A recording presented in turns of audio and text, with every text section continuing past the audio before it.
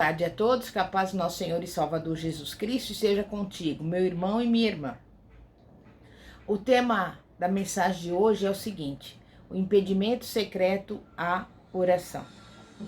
Isso tem por base o seguinte texto, Mateus capítulo 6, e eu vou ler os versículos 12, 14 e 15, que diz assim: E perdoa-nos as nossas dívidas, assim como nós temos perdoado aos nossos devedores. Porque se perdoardes aos homens as suas ofensas, também vosso Pai Celestial vos perdoará a vós. Se, porém, não perdoardes aos homens, tampouco vosso Pai perdoará as vossas ofensas. A oração da fé, como sabemos, faz com que as montanhas, se necessário for, sejam desarraigadas e lançadas ao mar. Mas Deus também fala de uma condição que, em não sendo cumprida, não somente poderia atrapalhar o atendimento da oração, mas que também poderia ser o motivo do perdão divino ser negado ao homem. Jesus proclama que a oração só poderá ser feita legitimamente por aqueles que livremente perdoam os seus devedores. Sem isso, toda oração é em vão. Há pessoas, claro, que foram injustiçadas e desenvolvem um espírito de amargura. Semelhante espírito torna absolutamente impossível o recebimento da resposta à oração. Jesus, falando da necessidade de um espírito perdoador, disse aos seus discípulos que se um irmão pecasse contra outro 7 vezes num dia, se arrependesse e pedisse perdão, deveria ser perdoado. Jesus previa que as pessoas tenderiam a adotar a atitude de, ao terem perdoado 1 ou 2 vezes, estariam justificados ao recusarem mais perdão. Essa desculpa não seria válida, pois se o irmão pecasse 7 vezes e se arrependesse, deveria ser perdoado. Pedro tinha a opinião de que deveria haver um limite ao perdão e tinha perguntado: Senhor, até quantas vezes meu irmão pecará contra mim, que eu lhe perdoe? Até 7 vezes? Jesus respondeu: Não te digo até 7 vezes, mas até 70 vezes 7. E antes que Pedro pudesse recuperar do choque, Jesus contou a parábola do credor incompassivo. Contou que um servo que devia 10.000 talentos e não conseguiu pagar, foi até o seu senhor implorando misericórdia. E porque o senhor era compassivo, perdoou-lhe a sua dívida inteira. Quando, porém, um conservo ficou lhe devendo 100 denários, esse servo incompassivo o agarrou pela garganta, exigindo que pagasse tudo. Isso não sendo possível, o servo incompassivo lançou o infeliz ao cárcere.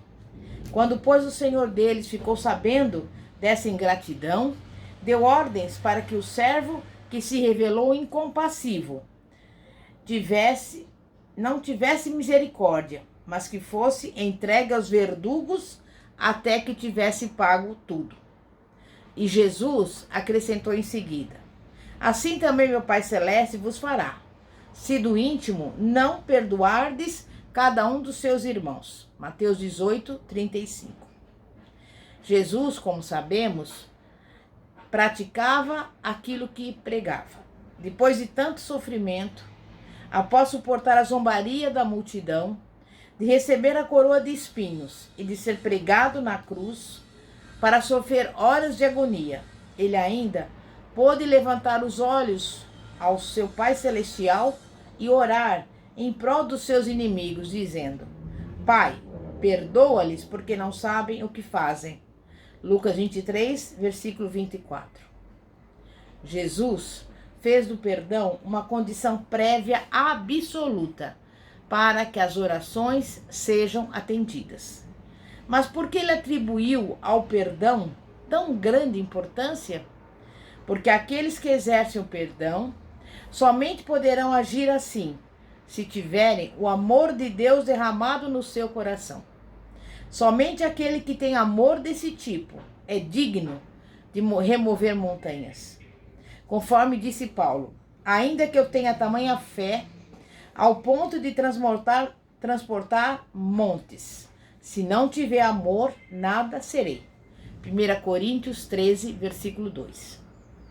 A importância dos cristãos manterem um relacionamento correto com outros cristãos é claramente demonstrada no Sermão da Montanha. Nesse sermão, Cristo ensinou que se alguém chegasse ao altar com a sua oferta e se lembrasse que seu irmão tinha algo contra ele, deveria deixar a sua oferta diante do altar e ir imediatamente buscar a reconciliação. Depois, poderia voltar para oferecer a sua oferta. Mateus 5, versículos 23 e 24. Deixar de buscar a reconciliação com outros membros do corpo de Cristo é um grave delito contra os princípios nos quais se baseia o governo divino. De fato, Cristo faz a declaração solene de que aquele que se recusa a se reconciliar com seu irmão deveria ser considerado um pagão. Mateus 18, versículo 17. E veja, meu irmão e minha irmã, uma das mais belas ilustrações do perdão acha-se na história de José. Poucos homens já foram tratados pior pelos seus próprios irmãos do que o jovem José. Vendido como escravo, o moço foi tirado da casa em tenra idade e levado cativo para um país estrangeiro. Lá, ficou sujeito a duras provações e tentações. E por causa de uma acusação maliciosa e inteiramente falsa, foi lançado ao cárcere, aonde ficou por longos anos. Chegou, porém, a hora em que José teve condições para executar plena retribuição aos seus irmãos, que não lhe mostraram misericórdia. Optou, porém, por lhes mostrar bondade em troca do mal que tinham feito contra ele. E ao fazê-lo, recebeu a bênção divina acima de todos os outros. Aquele que faz a oração da fé, meu irmão e minha irmã, precisa também estar disposto a enfrentar e vencer as tentações inerentes ao transportar montanhas. Os montes têm sido frequentemente o local de encontro para os santos serem provados. Foi no Monte Moriá que Abraão encontrou a prova suprema da sua vida, ao pedir-lhe Deus renunciar a Isaque, o seu único filho. A firmeza de Abraão em aguentar a prova valeu-lhe o cognome de pai da fé. Foi no Monte Carmelo que Elias desafiou os profetas de Baal, reconduzindo Israel a Deus com as palavras: até quando cocheareis entre dois pensamentos? Se o Senhor é Deus, seguiu, e se Baal, seguiu. 1 Reis 18, 21.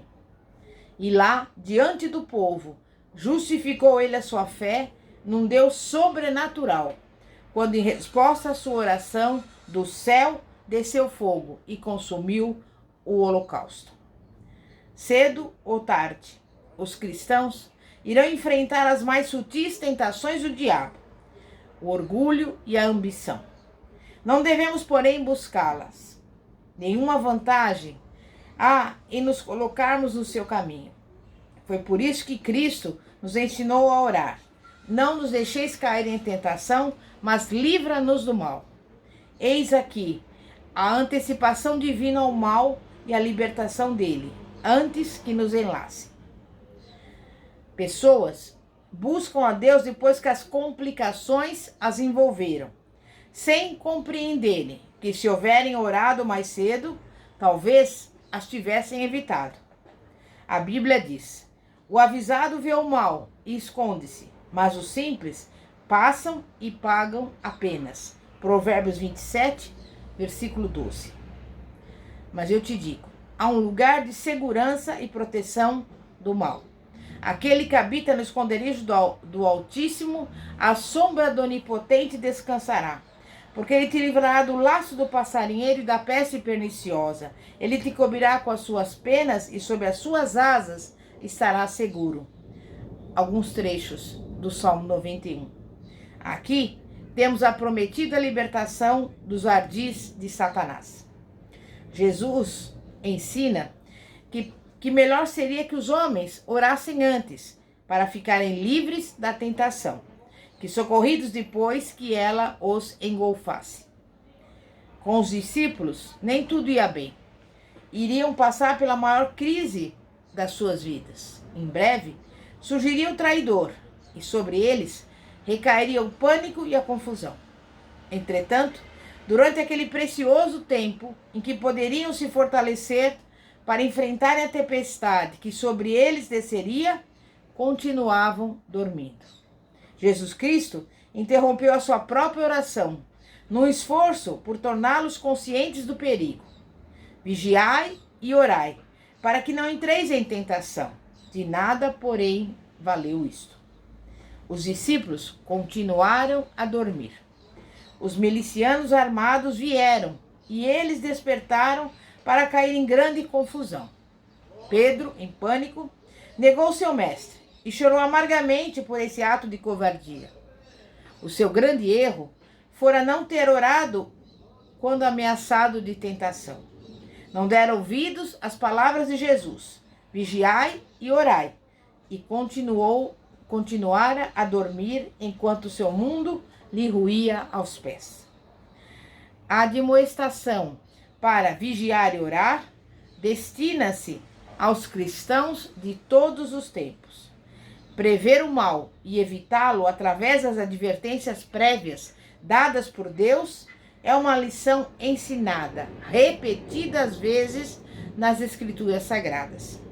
Os filhos de Israel, nos dias de Josué, tinham alcançado algumas vitórias notáveis. Mesmo assim, foram levados por meio de um ardil a fazerem aliança com uma tribo dos habitantes de Canaã, o que Deus expressamente proibira.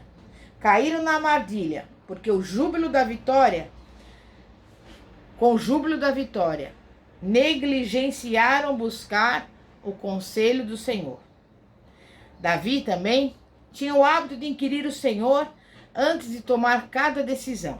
Certa vez, Saul veio à cidade de Keila, a cidade de Davi, onde ele estava morando. Davi tinha motivos para se sentir seguro naquela cidade, pois conseguiram uma grande vitória em favor dos cidadãos. Mas quando perguntou ao Senhor a respeito, foi advertido que esses cidadãos o trairiam e que ele deveria escapar. Isso está no 1 Samuel, capítulo 23, do versículo 5 ao 11. Neemias era um homem poderoso em oração. Os inimigos, no entanto, se opunham a ele e ridicularizavam o seu trabalho. Certa vez, procuraram ardilosamente lesar a sua reputação, ao enviar-lhe secretamente um mensageiro para persuadi-lo a procurar refúgio, por causa de uma suposta trama para matá-lo. Mas Deus revelou a história toda. Disse que era fraudulenta, uma tentativa de desacreditá-lo aos olhos do povo. Mas Neemias era um homem que sabia evitar as ciladas do inimigo. E sabe por quê? Porque ele sabia obter respostas às suas orações. E assim, meu irmão e minha irmã, com certeza, se você firmemente compreender e praticar essa palavra, assim será na sua vida também. Não deixe que a amargura, a tristeza, o ressentimento, a raiva, o ódio, a inveja, todos esses sentimentos negativos dominem o seu coração.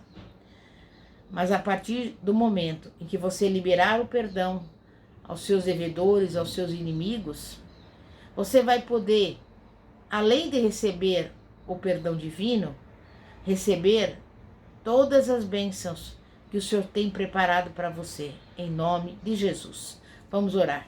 Santíssimo Deus e poderoso Pai, Pai de nosso Senhor e Salvador Jesus Cristo, nós sabemos que muitas vezes sofremos injustiças, muitas vezes, Pai, as pessoas nos maltratam, as pessoas ferem o nosso coração, mas nós estamos aqui diante do Senhor porque neste momento nós liberamos o perdão para os nossos adversários, para os nossos inimigos, ou até mesmo por aqueles que um dia foram os nossos amigos, e nós os perdoamos. Nós não queremos que o ódio, a raiva, a tristeza, a mágoa, o ressentimento ou inveja fique no nosso coração.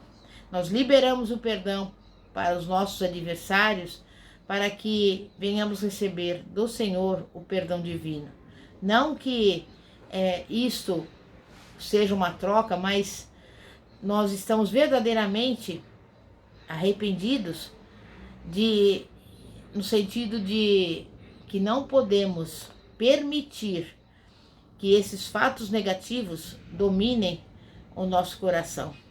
E por isso, com sinceridade, com humildade, nós liberamos o perdão para todos os nossos devedores, para todos aqueles que nos ofenderam, aqueles que nos maltrataram, aqueles que nos fizeram mal.